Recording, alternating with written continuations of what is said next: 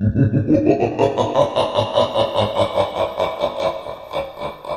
ज़माना था। एक छोटे से कस्बे में एक परिवार रहता था। जावेद, उसकी बीवी सईदा और उनके 2 बच्चे चिंटू और चिंकी। जावेद कपड़ों की फैक्ट्री में काम करता था। एक दिन फैक्ट्री में आग लग गई और मालिक ने कई लोगों को निकाल दिया। जावेद भी उन्हीं में से एक था। जावेद की परेशानी बढ़ गई और नौकरी छूटने के कारण परिवार की हालत खराब हो गई। एक दिन सब साथ खाना खा रहे थे, तभी सईदा ने जावेद से बात की। घर का राशन खत्म होने को है, सिर्फ 3-4 दिन का राशन बचा है, क्या करूं? कुछ समझ नहीं आ रहा। मुझे कहीं भी नौकरी नहीं मिल रही। अब घर का किराया भी देना है। अगर जल्द नौकरी नहीं मिली तो हम सड़क पर आ जाएंगे। सुबह पड़ोस से एक औरत जावेद के घर आई। सब उसे बुआ कहते थे। वह बहुत अमीर घर से थी और लोगों की मदद करती थी। बुआ ने सुना कि जावेद की नौकरी चली गई है और परिवार की हालत ठीक नहीं है। सईदा, सुना है जावेद की नौकरी चली गई है और तुम्हारे घर का हाल भी ठीक नहीं है। हाँ बुआ, आपको क्या बताऊं, हम ऐसे बुरे वक्त से गुजर रहे हैं। फिक्र मत करो सईदा, सब ठीक हो जाएगा। एक काम करो, मेरे गाँव चली जाओ। वहाँ हमारा एक घर है जो सालों से बंद पड़ा है। तुम अपनी हालत संभालने तक वहाँ रह सकती हो। उस घर की ऊपर की मंजिल पर एक बंद कमरा है, उसे मत खोलना। दरअसल उसमें हमारे कुछ अहम सामान रखे हैं और जावेद की नौकरी की कोई चिंता नहीं है। मैं उस गांव के स्कूल के प्रिंसिपल को अच्छी तरह जानती हूँ।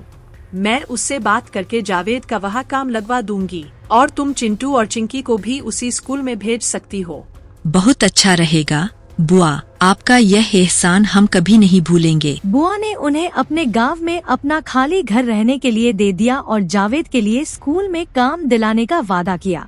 उसने एक बंद कमरे के बारे में भी कहा कि उसे न खोला जाए। सईदा ने जावेद को आते ही सब कुछ बता दिया। जावेद की खुशी का ठिकाना नहीं रहा। अगले दिन सुबह पूरा परिवार गांव के लिए रवाना हो गया। गांव पहुंचते पहुंचते शाम हो गई। जावेद गांव में बुआ द्वारा दिए गए पते की तलाश करने लगा। तभी उसे एक आदमी नजर आया जिसने उस बंद मकान के बारे में बताया और कहा कि वहां अक्सर भूत प्रेत रहते हैं। भाई साहब, जरा यह पता बता दीजिए। असल में हम इस गांव में नए हैं, इसलिए इस जगह के बारे में कुछ नहीं जानते। यहाँ क्यों जा रहे हो? क्या आपको नहीं पता कि यह मकान सालों से बंद पड़ा है और अक्सर बंद मकानों में भूत अपना अड्डा जमा लेते हैं। इतना ही काफी है कि ऐसे बुरे वक्त में हमें यह मकान मिल गया। अगर साफ कर ले तो अच्छा भी लगेगा। हम ठीक है, मुझे क्या। जब आपको अपनी और अपने परिवार की फिक्र नहीं है तो फिर उसकी फिक्र करने की क्या जरूरत है। आप सीधे यहाँ से जाइए और फिर वहाँ से बाएं मुड़ जाइए। एक पीपल का पेड़ है और यह मकान उसके सामने ही है। जावेद ने उसकी बात नहीं मानी। वह अपने परिवार के साथ उस मकान के पास पहुंचा। मकान को देखकर साफ जाहिर था कि वहाँ सालों से कोई नहीं रहा। अम्मी, ये कितना पुराना घर है और कितना डरावना भी। इतना ही काफी है कि ऐसे बुरे वक्त में हमें यह मकान मिल गया। अगर साफ कर ले तो अच्छा भी लगेगा। आओ, यहाँ खड़े होकर बातें न करें, जल्दी से अंदर आ जाओ। चिंकी ने उस पुराने घर को डरावना बताया, लेकिन जावेद ने कहा कि यही काफी है। जब जावेद ने उस मकान का दरवाजा खोला तो घर में तेज हवाएं चलने लगी, जबकि बाहर कुछ नहीं हिल रहा था। क्योंकि यहाँ भूत है, भूत है। चिंकी डर के मारे चिंटू के पीछे भागी। चिंटू ऊपर की मंजिल पर पहुंचा और उसने एक औरत के रोने की आवाज सुनी। क्या हुआ चिंटू, थक गए हो? नहीं दीदी, मुझे अचानक एक औरत के रोने की आवाज सुनाई दी। इतनी रात को कौन रोएगा? तुमने जरूर बिल्ली की आवाज सुनी होगी और तुम्हें लगा होगा कि कोई औरत रो रही है। चलो अब नीचे चलते हैं, कुछ खाते हैं और सो जाते हैं। चिंटू ने चिंकी को बहुत समझाया, लेकिन चिंकी ने नहीं सुनी। यूज लगा चिंटू उसे डराने के लिए ये सब बता रहा है। चिंकी ने चिंटू की तरफ ध्यान नहीं दिया और फिर से नीचे जाने लगी। चिंटू भी उसके पीछे पीछे जा रहा था, लेकिन अचानक उसने एक बंद कमरा नजर आया जिस पर ताला लगा हुआ था और उस ताले पर एक लाल कपड़ा बंधा हुआ था। लगता है यह वही कमरा है जिसका जिक्र बुआ ने अम्मी से किया था। इस कमरे में ऐसा क्या है कि इतना बड़ा ताला लगा है? इतना सोचना नहीं है, बुआ ने हमें इस कमरे में जाने से मना किया है। बस हमें इसी का ध्यान रखना है। सब खाना खाने के बाद सो गए। आधी रात को चिंकी को अजीब सी खटखट की आवाज से नींद खुल गई। चिंटू जल्दी उठो, जरा देखो ये आवाज कहाँ से आ रही है। तुम जाकर खुद देख लो। चिंकी डर के मारे अपने बेड से उठी और उस आवाज को गौर से सुनने की कोशिश करने लगी। आवाज बाथरूम से आ रही थी। चिंकी ने डर से बाथरूम का दरवाजा खोला और अंदर झांक कर देखा। अंदर देखते ही उसके रोंगटे खड़े हो गए। बाथरूम की दीवारों पर, फर्श पर और शीशे पर खून के निशान थे। वे निशान ताज़ा नहीं लग रहे थे, बल्कि गहरे लाल रंग के थे, जैसे किसी ने उन्हें खून से रंग दिया हो। शीशे पर खून से बार बार एक ही शब्द लिखा हुआ था, संगीता। चिंकी की आंखें फटी की फटी रह गईं। अम्मी, अब्बू जल्दी उठो, वो खून है, हर जगह खून है और उसका नाम संगीता। बाथरूम में खून के निशान है, शीशे पे उसका नाम लिखा है और वो चेहरा। क्या कह रही हो चिंकी? ठीक से बताओ बेटी, कुछ समझ नहीं आ रहा। यह सिर्फ तुम्हारा वहम है और कुछ नहीं। अपने कमरे में जाओ और सो जाओ। कल सुबह उठोगी तो सब बुरे सपने की तरह भूल जाओगी। जावेद ने कहा कि यह सिर्फ वहम है।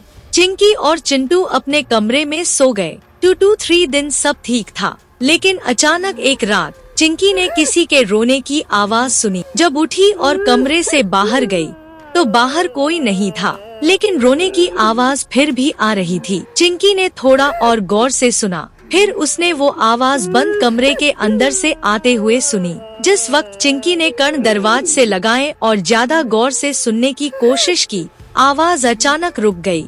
चिंकी डर के मारे अपने कमरे की तरफ भागी, लेकिन वो सारी रात इस बैंड कमरे के बारे में सोचती रही। जब चिंकी सुबह उठी, यूज लगा कि रात को जो हुआ वो उसका वहम था और उसने किसी को इसके बारे में नहीं बताया। एक दिन चिंटू बंद कमरे के बाहर जेन से खेल रहा था। उसने कमरे में झांकने की कोशिश की, लेकिन कुछ नहीं देख पाया। जब रात को सब सो रहे थे, उसके जहन में वो बंद कमरा आया। वो बंद कमरे के पास गया। ये ताला कैसे खोलूं? ये ताला कैसे खोलूं? देखता हूँ इस तल्ले को तोड़ने के लिए क्या कर सकता हूँ। चिंटू ने जल्दी से एक हथौड़ा ढूंढा और ताला तोड़ दिया। जिस वक्त उसने कमरे का ताला खोला, उसने पीछे से किसी के आने की आवाज सुनी। यहाँ कौन है? इस ताले को किसने तोड़ा? ये जरूर चिंटू का काम है। वो अपने बेड पर भी नहीं था। चिंकी इंतजार नहीं कर पाई और कमरे का दरवाजा खोलकर अंदर झांक लिया। उसे ऐसा झटका लगा जैसे किसी की रूह उसके अंदर घुस गई हो। चिंकी को बहुत अजीब महसूस हुआ और वह सोने के लिए अपने कमरे में चली गई। अगले दिन जावेद के उठते ही वह सुबह सुबह अपनी नौकरी के लिए घर से निकल गया। चिंकी घर साफ करने में अपनी अम्मी की मदद करने लगी और चिंटू आंगन साफ करने बाहर चला गया। चिंकी का रवैया थोड़ा अलग सा था। वह खामोशी से खिड़की पर खड़ी बाहर पीपल के पेड़ को देख रही थी, जैसे उसके होशोवास न हो। चिंकी, वहाँ क्या देख रही हो? आओ, मेरे साथ काम जल्दी खत्म करते हैं। सईदा की आवाज सुनकर चिंकी को होश आया। उस दिन के बाद से चिंकी अजीब तरह से पेश आने लगी थी। वह अक्सर पीपल के पेड़ को देखा करती थी। एक दिन चिंकी अपने कमरे में कपड़े से शीशा साफ कर रही थी। तभी उसने शीशे में अपने पीछे एक डायन, चुड़ैल को खड़ा देखा। जिस वक्त चिंकी ने पीछे मुड़कर देखा, वहाँ कोई नहीं था। चिंकी ने फिर से शीशा साफ करना शुरू कर दिया। इस बार डायन ने चिंकी के गले पर अपने बड़े नाखून रख दिए।